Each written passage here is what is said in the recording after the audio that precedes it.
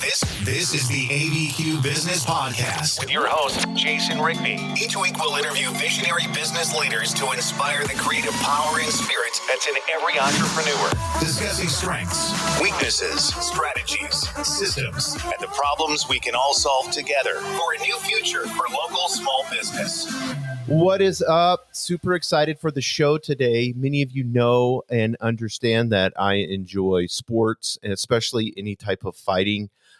So I have a professional boxing coach, but his story is amazing, and we're going to get into that a little bit. Keith, how are you doing today? Doing great, Jason. Thank you for having me. And are you in Georgia? Yes, sir. Athens, Georgia. Oh, so the weather's probably fine there. Here it's about 32, 33 degrees. Ooh, yeah, we're getting cold here too, man. It's about 40, so it's getting there. Oh, I always thought it would be like Florida, where it was, where it would be, 60s, 70s. Yeah, man. Well, Georgia is a long state, man. So North Georgia is getting up there, kind of cool-ish, a little higher elevation, and you go South Georgia, yeah, then it's rocking about Florida weather. And you guys have a boxing gym that you started in 2013, and we'll get into that a little bit later. But you have a boxing franchise. Yes, sir. Is it like a gym franchise? Yes, absolutely. So it's a interesting combination of kind of the fitness boutique, but blend it with the kind of traditional martial arts structure. And then all rolled in together with authentic boxing training, because what I teach and what we teach as a company and all my coaches is a lineage of about a century of boxing teaching that stems from my father's mentor to my father and then to myself. Oh, that's super cool. So I want to get into kind of your story, because I think this will be really interesting, because I know that there are people out there that battle with whether it's Lyme disease, like you're going to talk about, or fibromyalgia, or there's all these different, debilitating diseases that are out there that people have to carry on with life and still be productive. And at the same time, sometimes medicine and science doesn't have all the answers. So if you wouldn't mind, I know it was the 6th grade whenever you started experiencing fatigue and depression and all that. Can you start from then, if you wouldn't mind? Yeah, 100%. So in the 6th grade is when I started having some of the basic symptoms, a little bit of fatigue. And, to be clear, I grew up on 40 acres playing outside all the time. I got bit by plenty of ticks, never got the classic bullseye rash, and never any type of immediate acute symptoms that made it clear what I had. And so then I started mainly actually having a little bit of anxiety and depression in the 6th grade. And then it just kind of kept going and going and going and going. And my parents tried to find me treatment through taking psychotropic medication, things like that, to cure the apparent depression and anxiety. And then it started exhibiting itself physically with more fatigue, sleeping 18, sometimes 20 hours a day, muscle pain, carpal tunnel in both my wrists, muscle spasms, losing weight, and also mental fog. And well, at one point I almost couldn't speak properly for like an entire month. So anyway, long story short, had to drop out of high school after the 10th grade, after attending about an equivalent of one semester of high school in its entirety.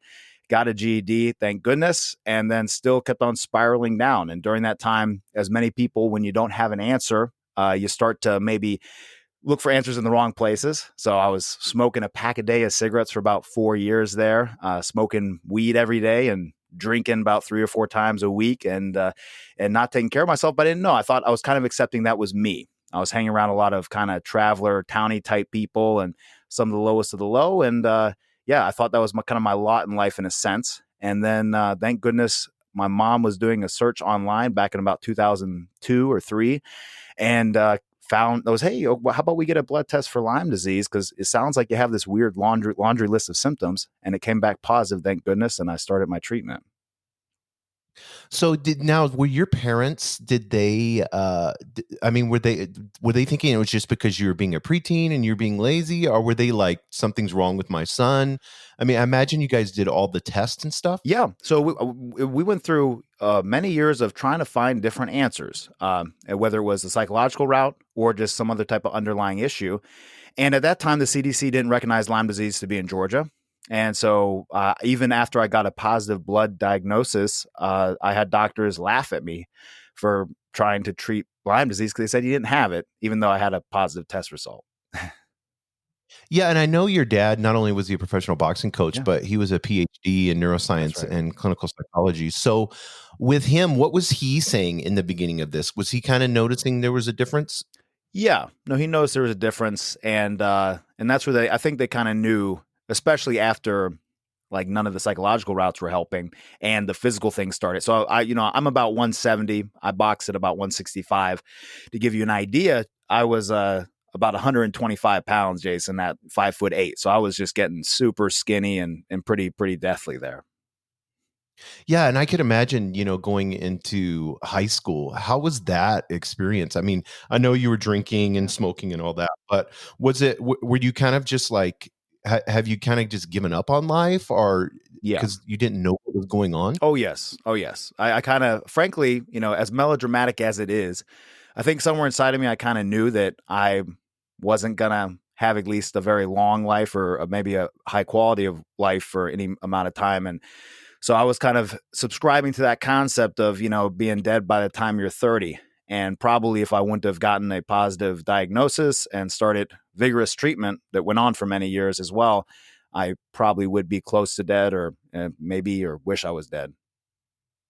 Yeah, because I know Lyme disease, it could be very debilitating. I've had a friend of mine, and his wife passed away from it. My So goodness. I do know how, because it was no one, they finally figured it out later. I mean, but it was too late. But what is, like, I mean, from what you've seen with yours, and I know it's mysterious. Yeah. What were some of the things that began to creep up with you? I know the depression and all that, the mental side of things and the physical, but was it more, like, I don't know what's wrong with me, so, oh well, this is my life, I'm going to die at 30? Or was it like, when did you start really saying, I need to figure this out? Well, I mean, that's where I say, it was really my mother. So, at 17 years of age is when she helped me get the answer. But I tell you, when I remember getting the answer, right? I remember when my mom called me up and she said, okay, we got a, positive diagnosis here. It's Lyme disease. And I was with my best friend at the time. And I was so ecstatic and so happy. And my friend at the time was like, why the hell are you happy, dude? You have an illness. And he was always kind of thinking I was faking issues or whatever. I said, dude, you don't realize, man, I finally have an enemy to fight and to overcome. I finally have a target to hit and take out, because I would try to motivate myself. I would try to get myself, in the right place mentally. And a lot of that stuff does help and did help me do more than what I would have done otherwise. But there was still something underlying that needed to be treated.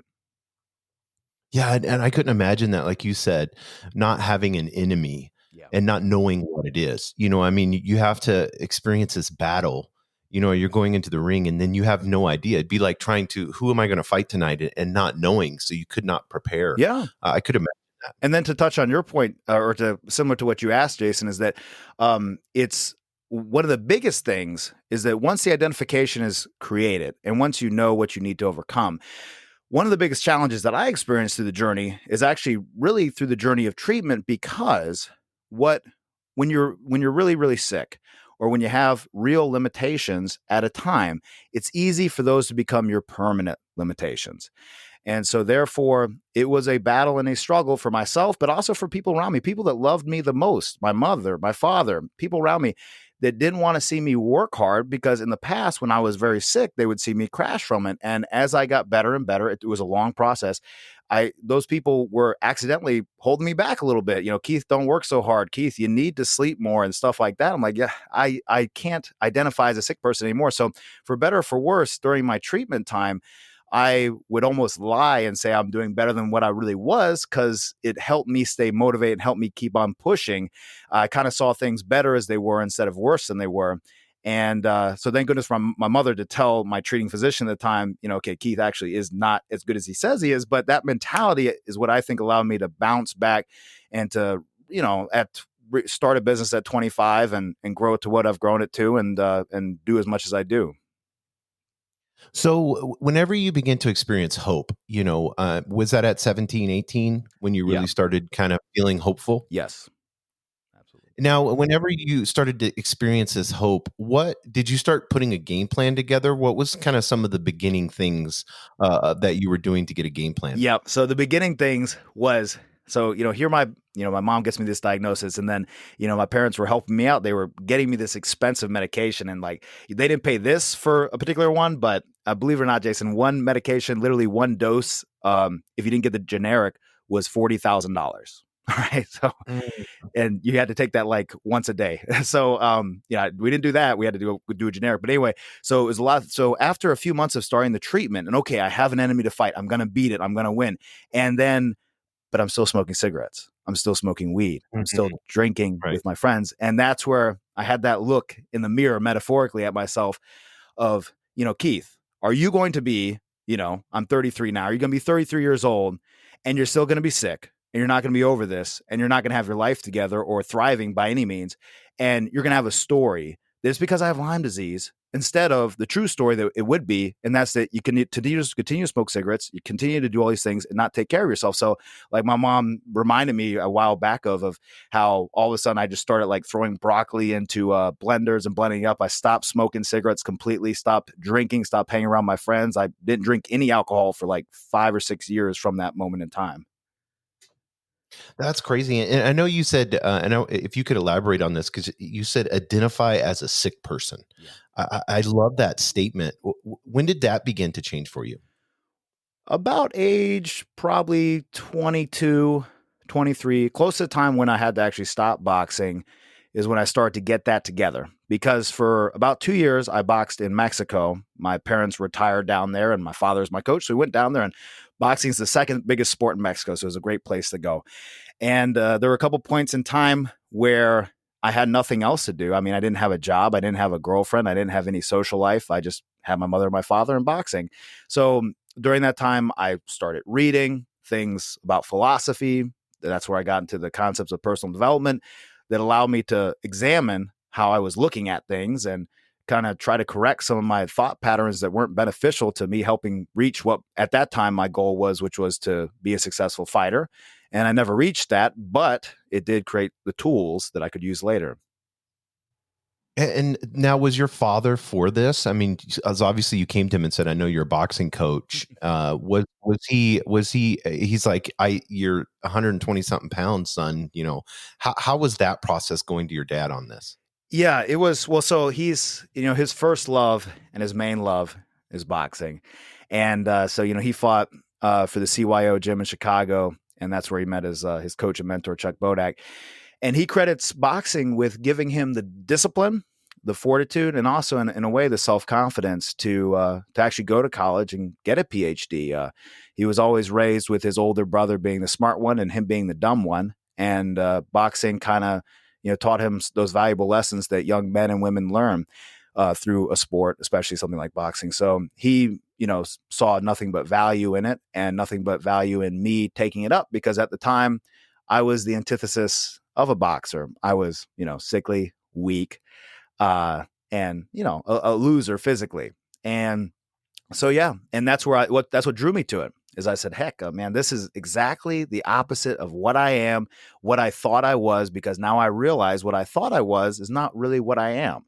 Because I would have memories of, heck, when I was a little kid, I was always ambitious. I was always energetic. I was always working at something. And then all of that kind of stopped. And I thought, was that really just me? But, so it was a way for me to kind of show everybody that, hey, I truly was suffering. Because when you have an invisible illness, like you mentioned, fibromyalgia and things like that, it's hard sometimes for people to understand. I remember wishing sometimes, like, man, if I just had like I don't know, like some type of obvious deformity or something, then maybe people would understand. Or if I had cancer, which is more well known, thank God I don't have cancer. But at the time I was like, man, if I had something more well known, people would respect it. And it's not until kind of recently that it's over the past 10 years, it's becoming a little bit more understood and accepted. No, I agree. So when you began this, you're like, okay, Dad, I'm going to box. Here's where I'm at. How did you, the physical training alone must be going from, because boxing is, you can get worn out in 20, 30 seconds. Yeah. An average person. So how did you start working on that physical side? So the wrong way, just like many young folks, hitting it too hard, injuring myself over and over and over and over again, until finally kind of understanding that after years.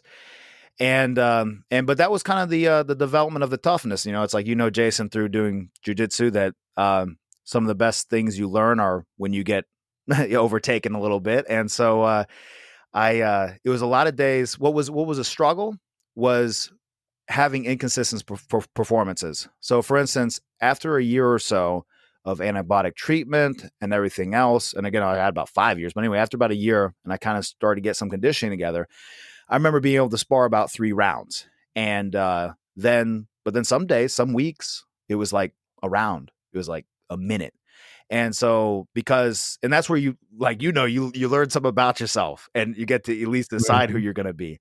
And so, man, like I would argue with my dad, like, let me just finish. And he's like, dude, you're getting the hell beat out of me because I'm exhausted. I'm like, no, let me just finish. So, I wouldn't quit. I'd finish out the round. I'd be exhausted as hell to the point of just taking punches like an idiot, but I would not quit. And so developing that type of grit, I think, was important.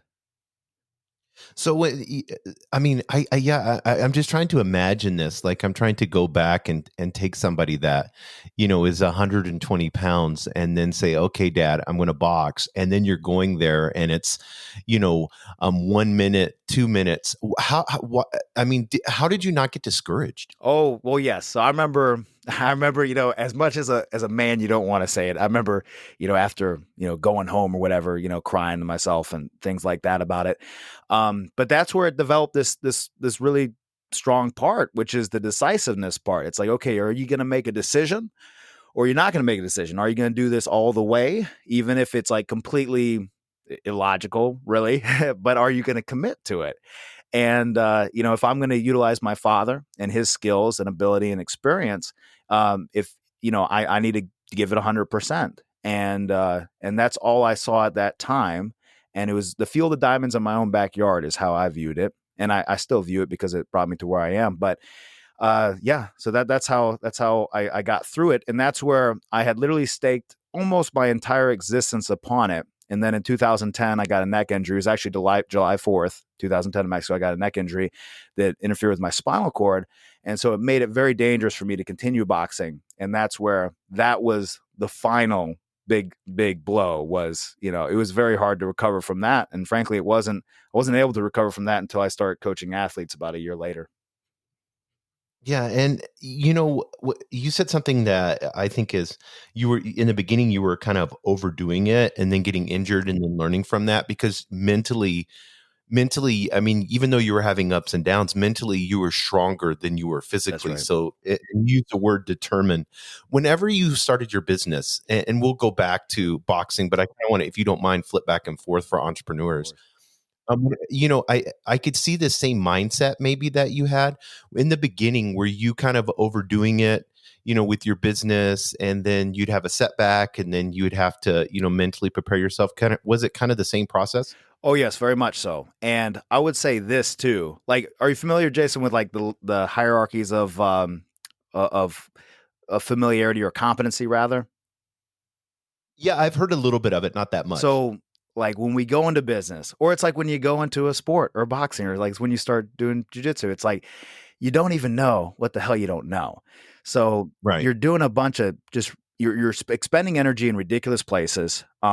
And sometimes neglecting the few things you need to focus on. So the one thing that I was gifted with is a lot of boxing experience and knowledge, because literally that's all I did for like about 5 years, and every day, every hour.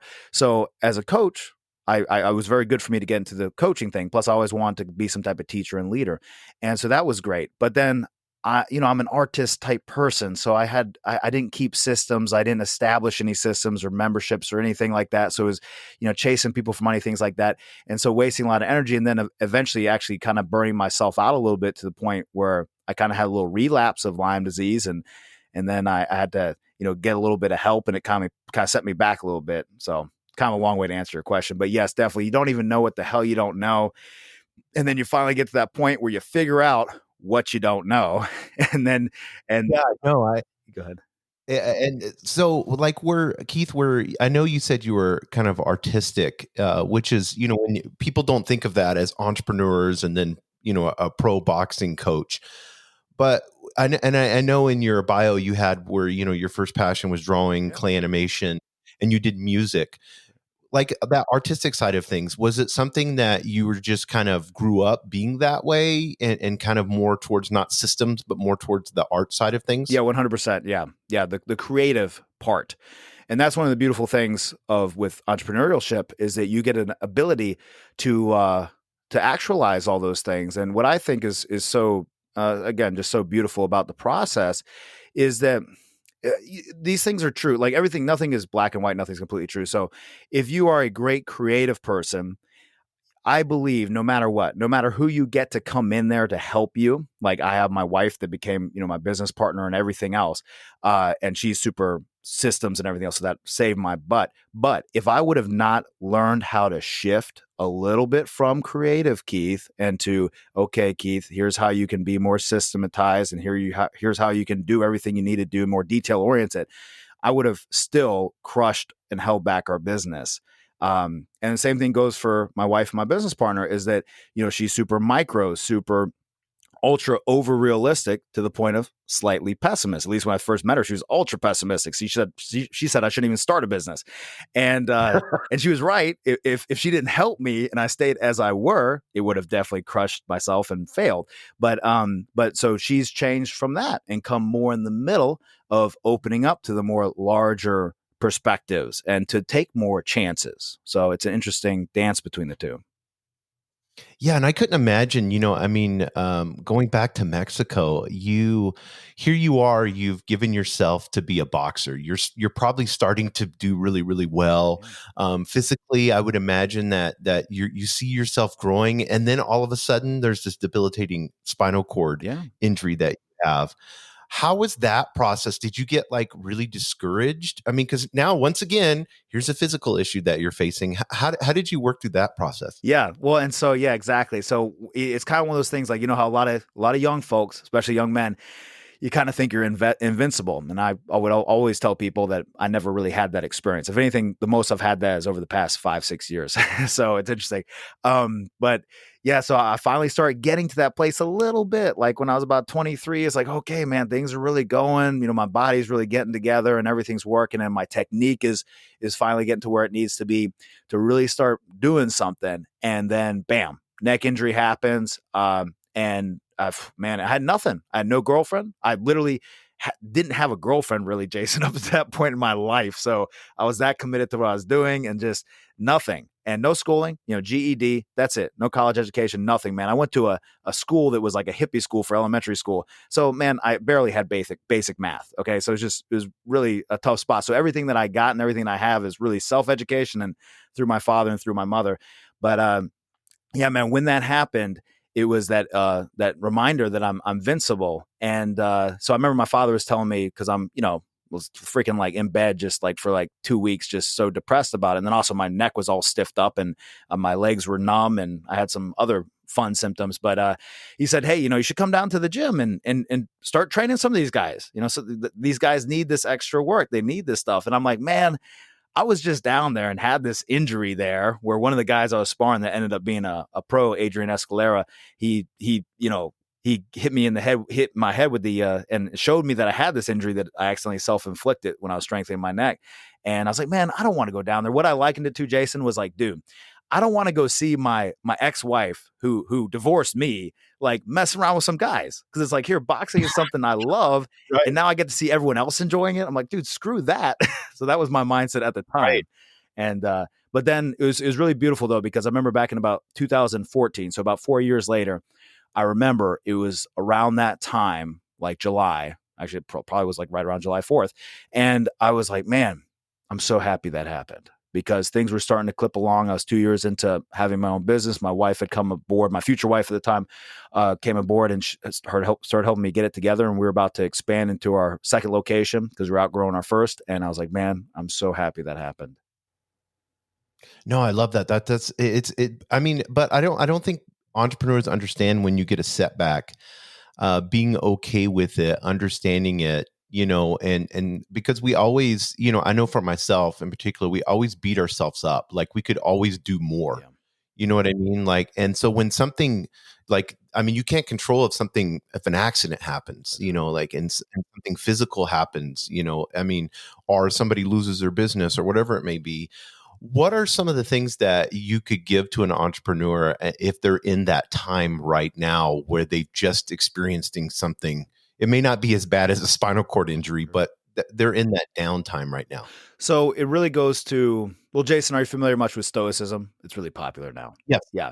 Yeah. So that whole thing, or it's like, it's exemplified in the Serenity Prayer. It's, give me the power to change the things that I can, the wisdom to know the difference, and the serenity to accept the things I cannot change. I know I said it backwards, but it's that simple fact of acknowledging what is controllable and what is not controllable. So same thing with fighting, with competing, and with business. If you go into an event sick, you can't control that. So you have to do what you can do with that situation. Like during this awesome 2020 year, it's been a great tester of so many people. And of course, it has unfortunately destroyed some people where they've, taken their own life and things like that. But for those that see the gift, I had the fortune of training in boxing, just like casual boxing, the widow of a Muay Thai fighter, professional Muay Thai fighter.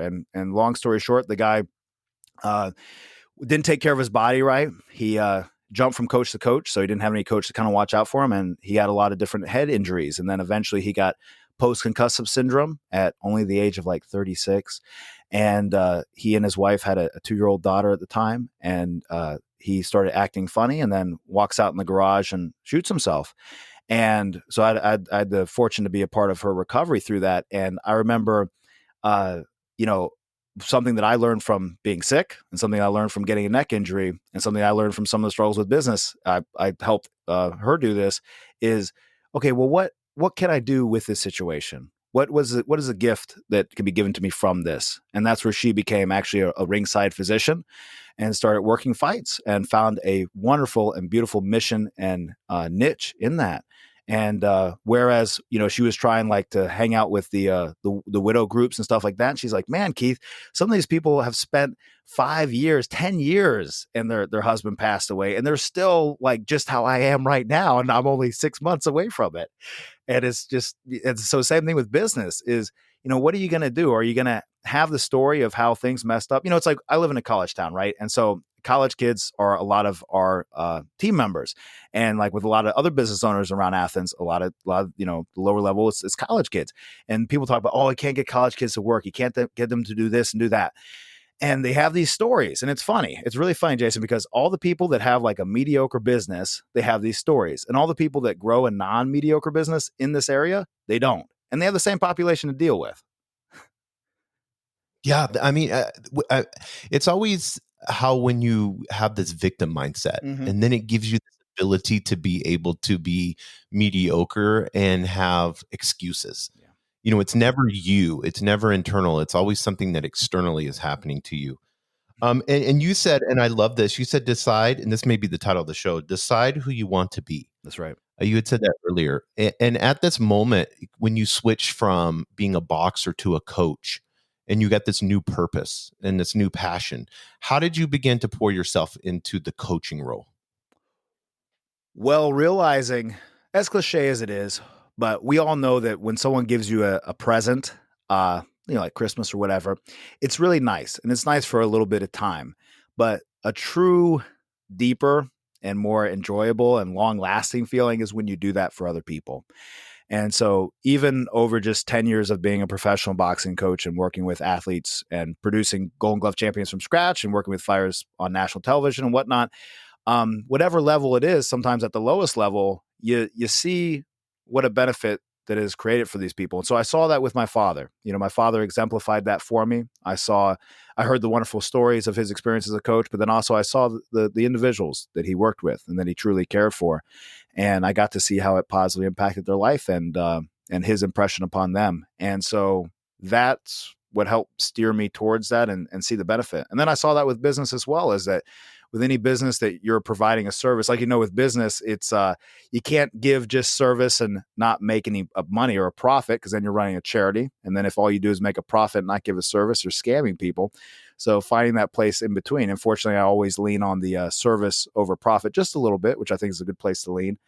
And so, yeah, you see the benefit, and man, that's such a deep, fulfilling thing. And now it's to the point, it's interesting. That might sound like really weird. I haven't shared this publicly, but it's to the point where now I almost don't want to hear the praise. And I know that's really weird, but it's kind of this thing of I started being very externally motivated to do everything I do. Like boxing was kind of externally motivated. I wanted people to see me differently.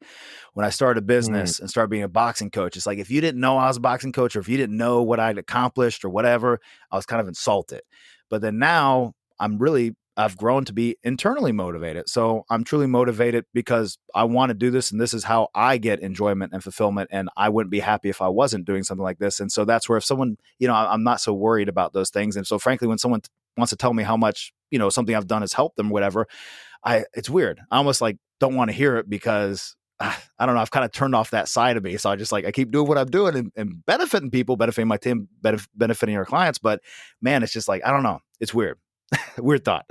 Yeah, I agree with you 100%. There's a Under Armour athlete named Cameron Haynes. I don't know if you've ever heard of him or not. Sounds familiar. But he's like a world-renowned bow hunter. And he has a famous statement. It's "Nobody cares, work harder." And it's kind of sounds negative. I did a whole podcast on it. It kind of sounds negative, but it's really, somebody can give you praise, but they're in that moment. They may be thinking of you and kind of giving you a synopsis of 2 or 3 minutes at the most. But everybody's so worried about their own life and busy thinking about something else. It's your ego projecting to that person. So I agree with you. I'm 47 now, and it's finally like one of these things. It's like I need to be okay with me inside, because I know it may look like I've done things where it's looked like pretty badass. Like this is, and then I was like, I know I only gave like a 6 or 7, even though it looks like I did a lot of work. I really didn't try that hard. So, you're your own. And I know with boxing, it's the same way. And I want to get into that. When you were coaching pros and they fought on HBO, ESPN, Telemundo, which is huge.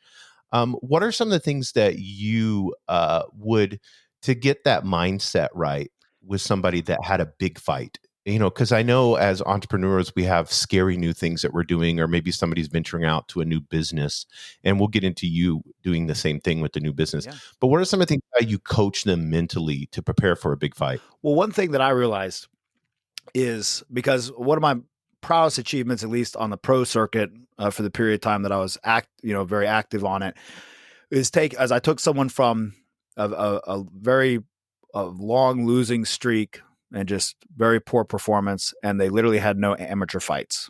And I took them and they beat an undefeated fighter. There was actually part of Roy Jones Promotions, and then another former little titleist. And so that was one of my greatest achievements as a coach, as a pro. And with those situations, it was, one is the concept of not fake it till you make it, but to act as if. And I know that I experienced this going into coaching, because, with anything, when you're first getting going at it, man, you don't want to act like a rookie. And so you need to act as if. And a lot of times people will say, fake it till you make it. But the problem with that is when you say, I'm going to fake it till I make it, you're saying I'm a fake. And I think that sets up for failure, where you simply go, okay, I'm going to act as if. And so it's funny, man, at the time when I first really got into coaching hard, I was like 25 years old. And fortunately, because I don't know, I was kind of looked, I don't know, like maybe because I was coming off of being sick or something, I don't know, but it's just like everyone thought I was older. They thought I was like 35 or 40 years old. So that helped me. And then also helped because I acted as if I was a gritty, experienced coach. And, at the time I didn't have that much experience. And so I channeled, and I modeled what my father had taught me, and literally knew all of his stories and all the history that, he had told me, and, exemplified that. So the extreme preparation is key. But let me tell you, like with this one individual that I helped them, have the biggest wins of their career, as a professional, it was interesting because I got to see what makes somebody a winner and what holds them back. And as cliche as it is, it really is your soul, your mind, whatever you want to call it, that holds you back. Because with this individual, extremely gifted athletically, and even with no amateur fights, they still could have probably been a champion. And so I did my best, Jason, for about 8 years to try to will them to win. And I managed to Mm. almost will them to win. Well, and I did, a few fairly good sized fights. But I tell you, man, it's like it wasn't inside of them. So So he was doing it for you, not doing it for himself. almost it was it was interesting. This person, like, it was kind of the classic fixed mindset thing of like, I am this type of person and that's all I am. Or like, I remember when I first started working with them, they were already 18 fights in the game. And they didn't even entertain the idea that they could win like a moderate sized fight or ever even be up for a title. This person actually ended up fighting. I don't know if you ever heard of Jeff Lacey. You're probably old enough. You know who Jeff Lacey was? Yeah, I've heard of the name. Yeah. So he was an Olympian and everything else.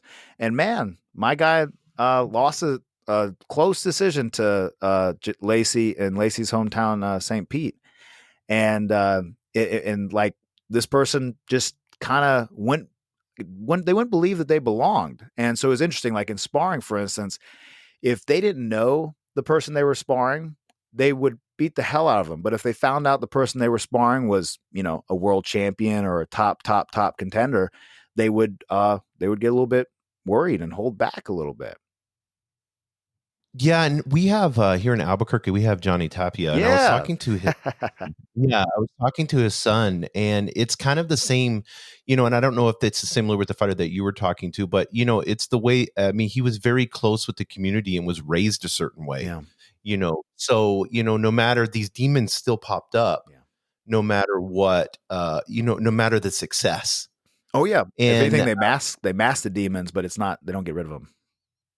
Yeah, exactly. And I've seen that with really successful people where they end up self-sabotaging themselves with anytime they get, and then they have to start all over again, and they get up to a certain limit and then they self-sabotage themselves. Do you see that with boxers? I mean, is it when you were coaching, was it the same thing? I mean, because I would imagine a lot of boxers come from, not the best of areas, and they're fighting when they're little and all that. Yeah, no, absolutely. And that's where it's interesting. I developed and this actually applies a lot to entrepreneurship. So the person that never does anything is the person, for instance, that walks into the facility and says, "Oh man, I'm going to be your next champ. I'm going to, even if it's like, I'm going to be your next amateur champion."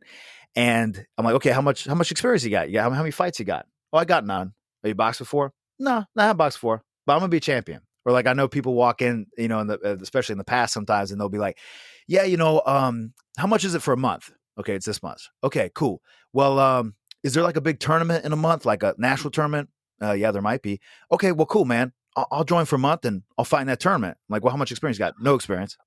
So, and the same thing goes with business. Cause I would say, Jason, you tell me if I'm right or wrong in your experience, but people that they got this line, they got this like big, beautiful line, and you hear them talk about it. Like, oh man. And if you go just off what they're saying, you're like, man, that's the next Jeff Bezos, at least they want to sound like it. And, and those are always the people that they give up. They're masking, they're masking for a lack of actual ability or whatever, or their ego is just out of control and they never go anywhere. And so an example of this is that I learned this from the Petronelli brothers, which actually, my father knew. I never had the fortune of meeting them. I think they're still alive. They trained Marvin Hagler. And what they apparently would do is when anyone would come into the gym and say, "I want to box," they wouldn't do what I know I've made a mistake of in the past, and then I stopped doing this when I learned this, is they wouldn't sell them on all the benefits. So same thing with business. Don't sell yourself on all the benefits. "Oh man, all the people try to sell us like scam products, right? Like, "Oh man, you can work from home and or work for yourself and have vacations, 4-hour work week," stuff like that. And so when people approach it like that, you're setting them up for failure. Whereas the Petronelli brothers told Hagler when he came through the door, he said, "Okay, look, it's going to be a lot of work. It's going to be years and years of not being able to do what you want to do, not being able to eat what you want to eat, of hard training, hard sparring, hard fighting all the time." And they said that he was the one young man to walk through the door that said, "Okay, I'm okay with that." And so I've noticed the same thing with some of my amateur champions and Golden Glove champions is that, my first few, I messed them up, because they came through the door and I sold them on all the great stuff that's going to happen. "Oh man, people, you could maybe be a professional champion, all this stuff." And I sold them on the dream. And then when the dream started to get harder than what initially they thought it would be, they started to flake out. And frankly, some of them were like, well, can't you just hold my hand the whole time? And it's like, no, I can't run for you. I can't train hard for you. So Yeah, no, I think that, the dream is always harder than people think. And anything that I've ever done, being an entrepreneur and having different businesses, anything that I've ever done that has been worthwhile took a lot of just hustling 12, 15-hour days. And I want to kind of get into that with your, because I know, so you met, your wife's name is Lissa? Lissa, yep. Okay, so you and your wife, so you didn't have a girlfriend. I kind of get a little personal if that's fine. Yeah. You didn't have a girlfriend, and then you're boxing, and then you become a coach. Now, did you meet, because before that you said that she had done some tournaments and stuff. Yeah. Did you meet her, at the gym? Where did you guys first meet? So yeah, we met on Match.com. And so funny short story from this. Well, Jason, you know who Forrest Griffin is? Yes. Okay, cool. So Forrest Griffin's from Athens. I grew up with him and Rory Singer and a few other guys. They would be training in my backyard because my father, worked with both of them. And so it's funny, man. So my wife's originally from Southern California. She moved out here when she was about 18, and she got into fighting. And her story in short: classical violinist, Jewish girl, and then got mono, wanted to get her health back, went to a gym, started just training for fitness. Then the coach was like, hey, how about you try this like sparring thing? And then she liked that and then got into fighting. And then, 22 fights later. Anyway, her first fight ever back in 2006, my father actually wrapped her hands for that fight. And he remembered her because how many young Jewish girls are there, right? How many girl fighters? And of course, also of that background. And so, so he remembered her, and then I didn't meet her until 2011 on Match.com. That's crazy how it's such a small world. That's pretty cool. So now, how long were you guys married before, or did you guys decide to start the business when you were, obviously you guys had to have been pretty serious if you weren't married. Yeah. So this is the course. So, I met her 2011, and she was coming off of a 3-year relationship where she got broken up with, and she was still kind of like recovering from that because she thought that was the person she was going to marry. And interestingly enough, this guy was a powerlifting coach. He's a really good powerlifting coach. And so it's funny, like, it's like she's like, gosh, it looks like I'm into coaches, But anyway, so, and at the time I had started coaching fighters, and so she meeting me kind of lit that spark of like, okay, maybe at the time she was retired from fighting, and but she'd retired on a loss. And so she was kind of bitter about it. She thought she'd waste a lot of time. She's 4 years older than me. And so she was about 27, 26, 28 at the time or so. Anyway, a month after we were dating, I found the person that I want to be with. So I told her I loved her. And that completely threw her off because she just got hurt really bad. And so the protection shield goes up and she's like, dude, I can't do this, man. Like, she's like, I need to get back easy. And this is way too hard and heavy. And so, so she broke up with me. And so essentially, Jason, it was 1.5 years of me pursuing her. And during that time, we developed a real friendship. And during that time is when she made a comeback to fighting and fought some boxing fights under me as her coach. And then eventually back in 2013, we got back together. And it was one of those things like, look, if we're going to get together, like it's going to be serious. and I was like, yeah, I'm ready for it. So we got back together and got married in 2015. And now we have a 4-year-old daughter. Oh, that's awesome. 1.5 years of pursuing her. That's crazy. Yes. That's a long time. Yeah. And let me tell you, man, that's, so check it out. This is an important part of the entrepreneurial story is that, so when I came back up from Mexico, all I'd ever been around and all I'd ever seen, this is what you see oftentimes with boxing gyms, most of the time. And you tell me if you've seen the same thing. A lot of boxing gyms are hole in the walls, right? Mm-hmm. Yeah. And so it's just like, that's how it is. And most of the good boxing gyms are like that.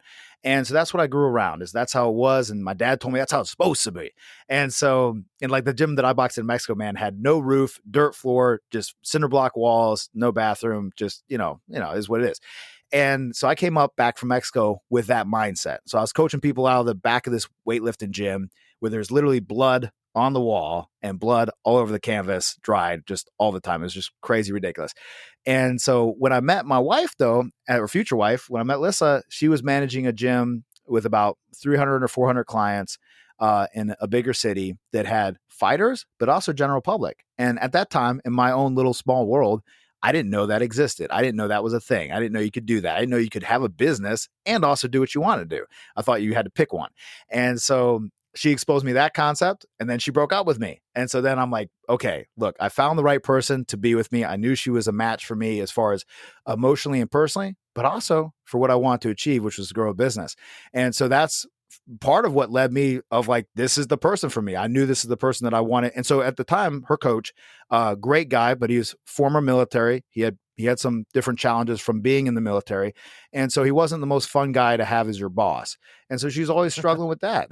And so like, one of the jokes is like, he would complain because there was a piece of trash in the trash can. So she would like clean it out like at that night. And then maybe as someone's walking out, they literally throw a piece of a paper towel in there. And then the next morning he's like, texts are all mad and ready to fire her, right?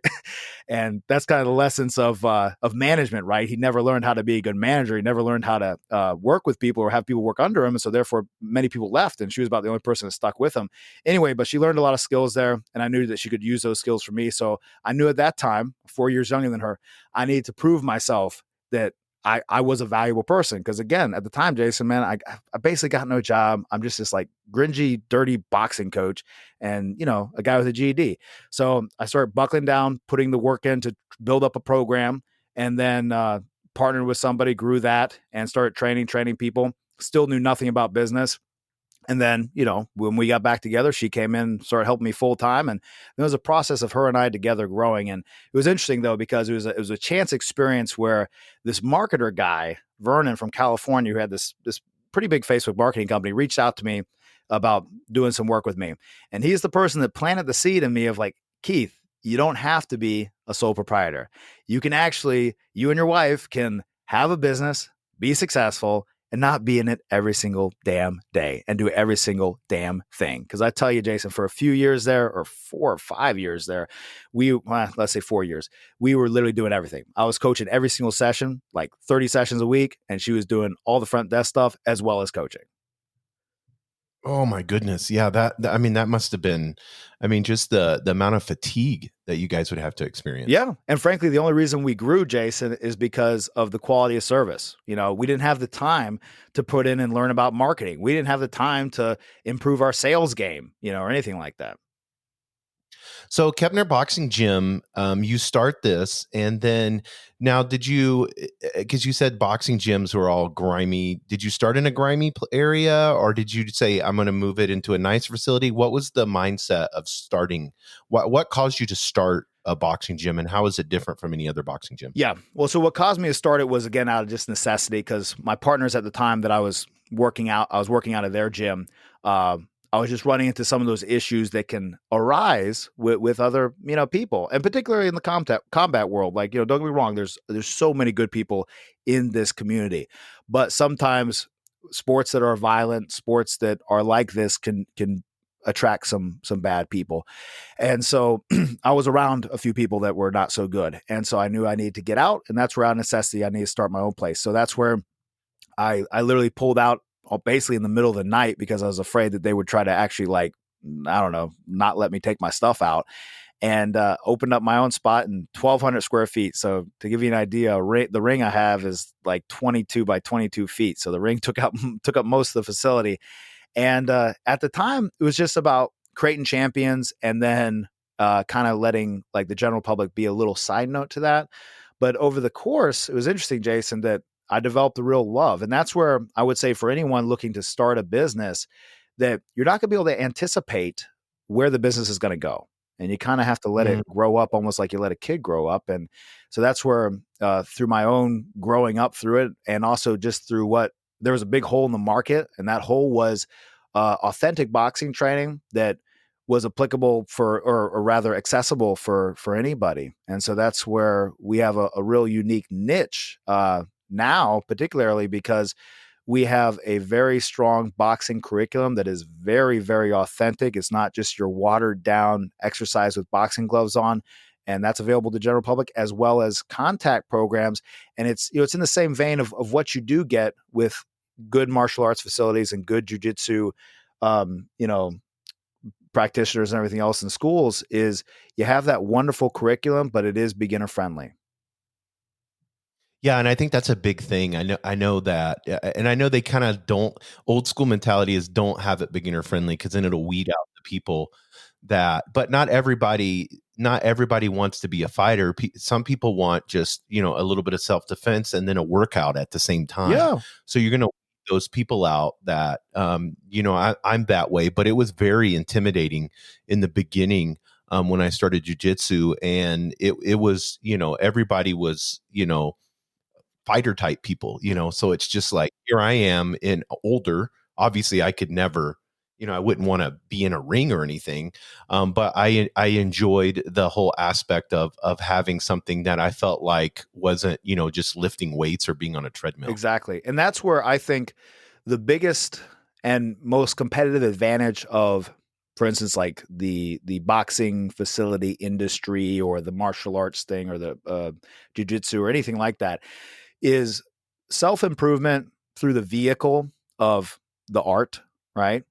And I think that that's where a lot of people miss the train, and particularly have missed it with boxing. They get it more with the martial arts and when it's done right and, not too watered down and everything else. But yeah, it's, I realized that truly what the type of business that I want to be a part of and the brand that I want it to develop and grow, and that my wife and I wanted to grow, was one where people are using it, whether they compete with it or not, as a way to grow themselves and challenge themselves and grow their character. It's like the word character comes from the Greek word for chisel. So, think about it. Chiseling away would not be a fun process to do on yourself, but it does result in a beautiful, sculpture. And so that's really what I strive for and what we've strived for. And that's where I tell people, no offense to Mike Tyson, because he just did his thing.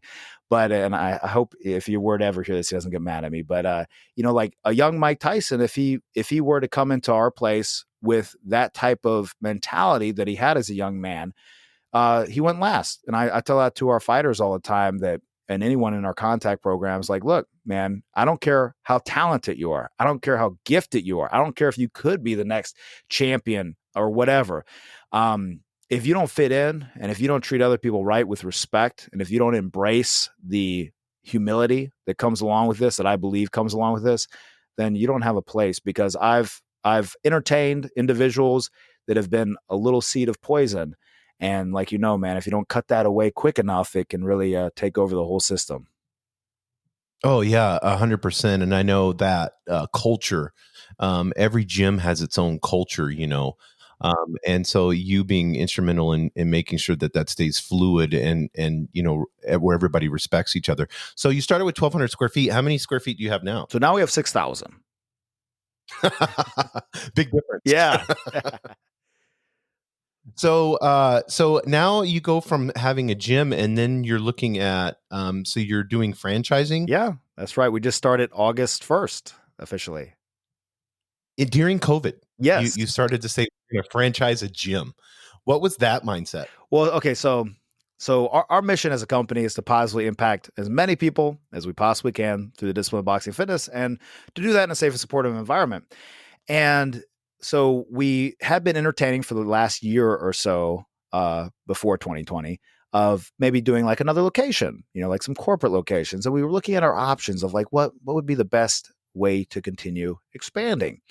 And because we know that we have a unique service, we have a unique culture, we have a unique way that we do things. And so finding different avenues, we came upon franchising and determined that was going to be the best one. So essentially the end of 2019 and right in the beginning of 2020, I started putting a very hard search on determining how we were going to develop that.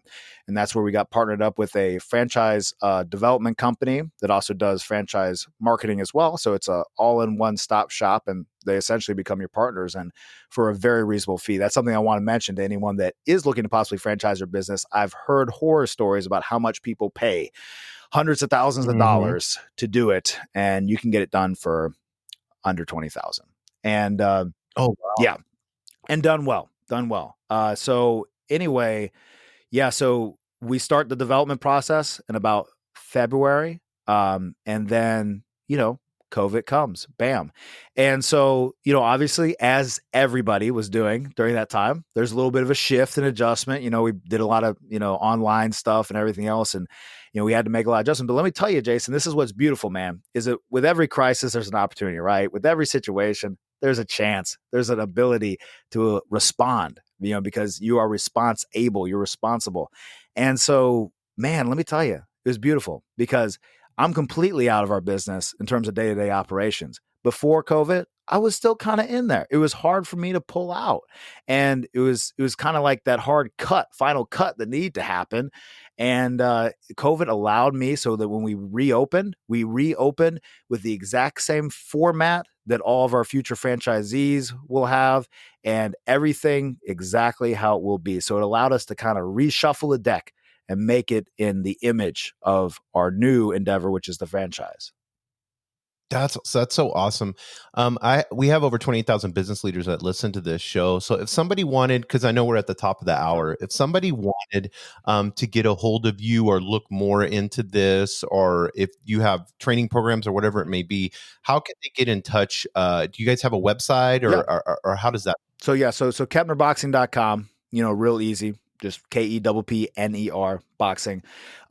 We have a pretty cool YouTube channel. It's gotten a lot of good reception over the past 5 or 6 years. Great way to pick up some techniques or get an idea for some of our teachings. And then we also have a real extensive boxing curriculum program for our coaches. And that would be the best way. Find me on Facebook, find us on Instagram, wherever you may be as a business person. And that'd be the best way to get in touch with us. Our email for the franchise is franchise@KeppnerBoxing.com. And so everyone knows what we're looking for, by the way, with the franchise business is people told me this early on, and I've discovered the same thing, is that if you're going to have a roofing franchise, don't hire roofers. If you're going to have a boxing franchise, don't hire people with boxing ability, because if you have the turnkey systems in place, if you truly do that work that you're supposed to do as a franchisor, then it should be learnable to someone with no experience. They should be able to come in, run through your training, run through your systems, and with your support as the franchisor, the franchisee should be able to be successful. So that's an important distinction. And that's actually been one of our biggest challenges as a prototype facility, but also for the franchise business, is helping people understand that, heck, we don't want you to have boxing experience, because sometimes we got to teach you to do things a little bit different than how you learn them. Maybe how you learn is a little wrong or different, or just maybe it doesn't all flow together. Learning those fundamentals and learning them the right way.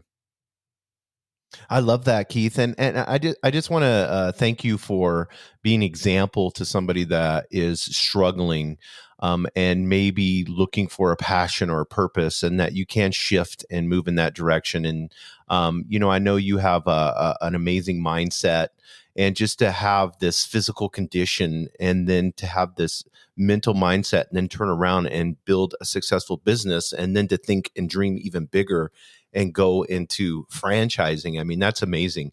So I thank you for that. And I appreciate you being on the ABQ Business Podcast. What is your website again? So everyone knows. I want to make sure that they are able to get that. Yep. So KeppnerBoxing.com. So KEPPNER boxing.com.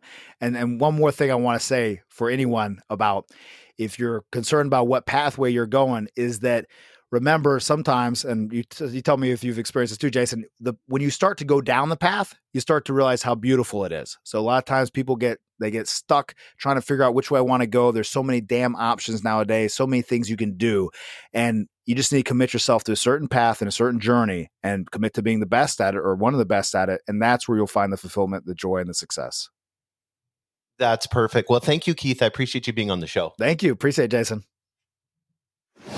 Thank you for joining us on the Albuquerque Business Podcast. And thanks to our sponsor, RigbyDigital.com. Make sure to subscribe and share, and go to abqpodcast.com. Get show notes, resources, and links to everything we talked about today to help you navigate your journey as an entrepreneur and business owner.